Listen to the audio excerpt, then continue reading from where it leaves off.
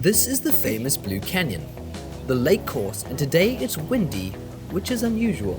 I was on holiday though, so it's grip it and rip it, because this is my first round since the driving range sessions. Dude, driving range sessions, I've said it about 800 times before this, by the way. It's impossible to say. You try to say it. Say it twice as fast. Say it half as fast. Because this is the first round since the driving range sessions. To rid myself of the demons in my brain, I tee it high to let it fly. Oh, and I hit the trustiest club in my bag. Here's the difference between an artificial mat at the range and a lie in the rough on loose, wet soil. Man, I love the golf course. This is more fun than hitting bays.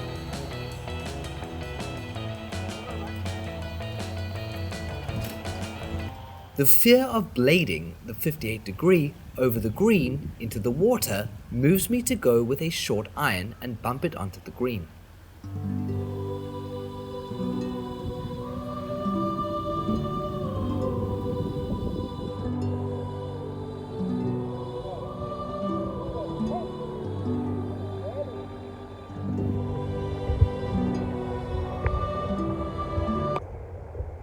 Players, before you wonder how I hit pitching wedge to the back of the green here, this was easily a 2.5 club wind behind me.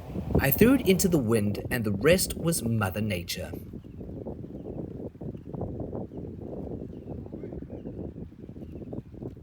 This type of hole is one that gets you in trouble. It's the first 4 or 5 holes and you're not warmed up properly.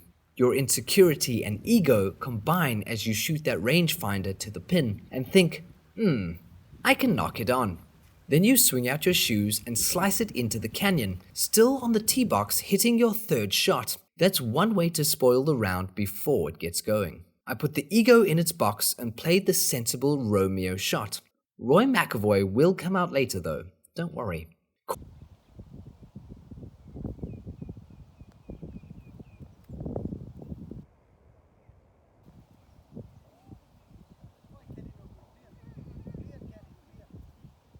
Course knowledge is vital on a tricky course like Blue Canyon.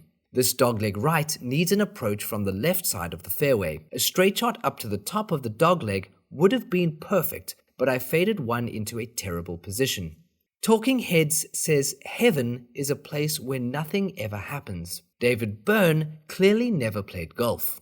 Heaven is being on a golf course with the non-stop problems you have to solve. This one being a fade when you don't have a fade from the cow grass to a raised green with who knows what around the greens.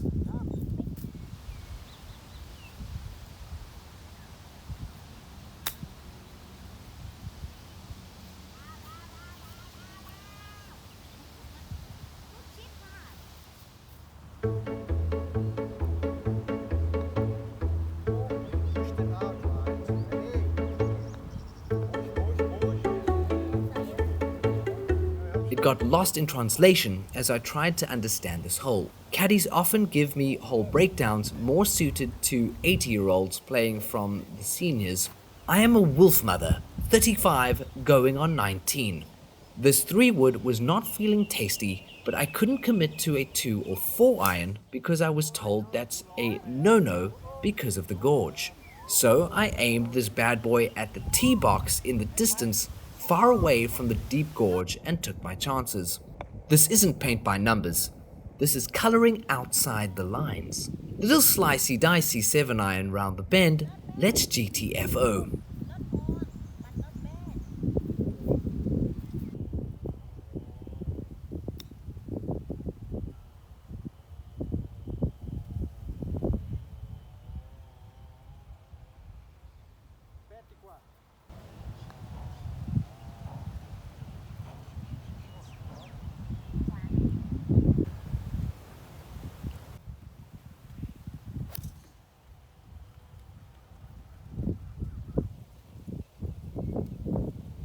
Some days you're fighting the outside forces, the dark arts. I was ready to fire the 52-degree wedge into the breeze and set up a birdie chance just beyond the pin, but a little birdie whispered in my ear to play it as 90 yards.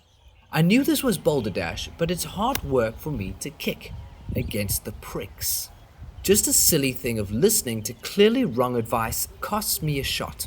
It's just such a simple concept to commit to your instinct when you know you're right. What insecurity inside me makes me listen to advice contrary to what I know is right? This is my mental challenge for 2021. Stop overriding what is right with what is palpably wrong. Roy McAvoy, loading.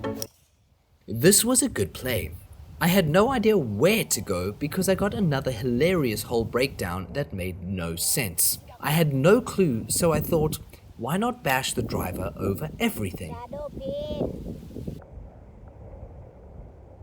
Okay, ไม่ถือ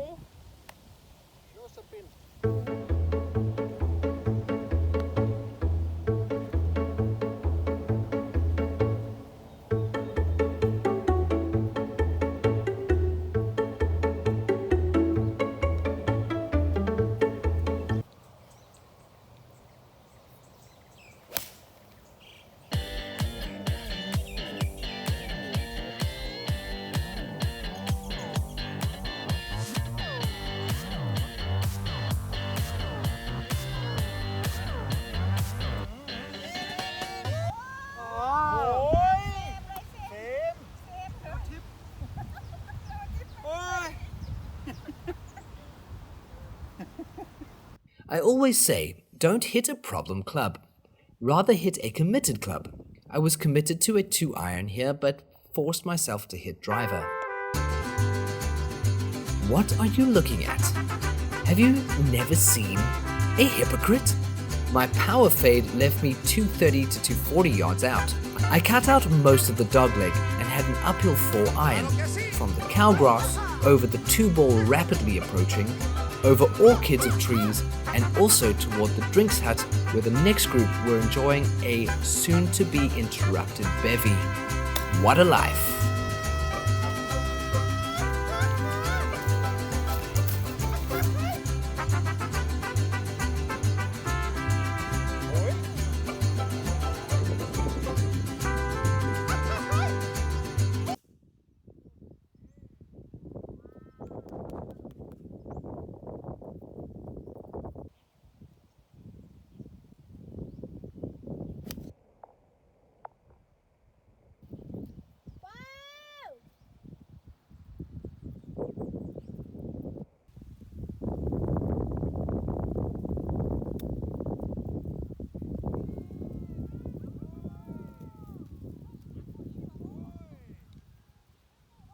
My caddy refused to pick up the leaves on the green. I can't understand why not.